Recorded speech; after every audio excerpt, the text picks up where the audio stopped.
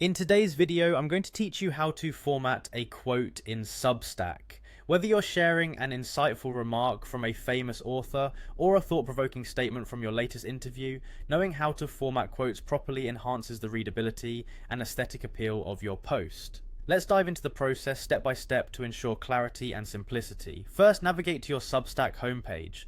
Once there, direct your attention to the option labelled New Post. Clicking here will allow us to start crafting our content. Now you'll see an option to select the type of post you desire.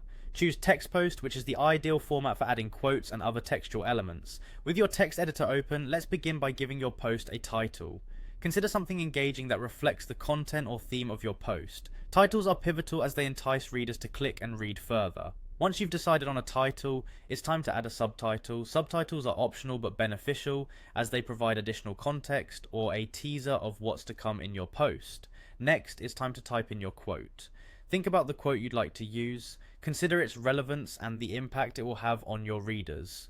Once you've entered the quote into your post, the first task is to highlight it. With your cursor, click and drag over your quote until it's completely selected. Take a look at the top of your screen for the menu options.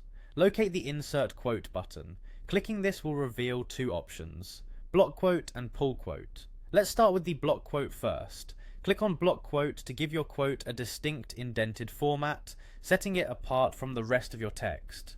This format is excellent for longer quotes, allowing readers to digest the information in a visually distinct manner. Should you desire to present your quote in another engaging format, re-highlight your quote. Once again, head back to the Insert Quote button on that top menu.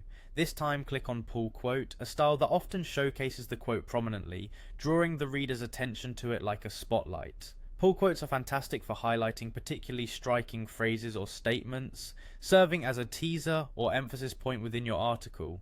With these techniques, you can now format quotes in Substack with ease. They enrich your writing, offering variation and emphasis where needed. Thanks to these simple steps, your quotes won't just inform, they'll engage and captivate your readers. With the mastery of this skill, your posts can achieve a polished and professional appearance that's sure to impress. That's it for today. Thanks for watching and happy writing on Substack.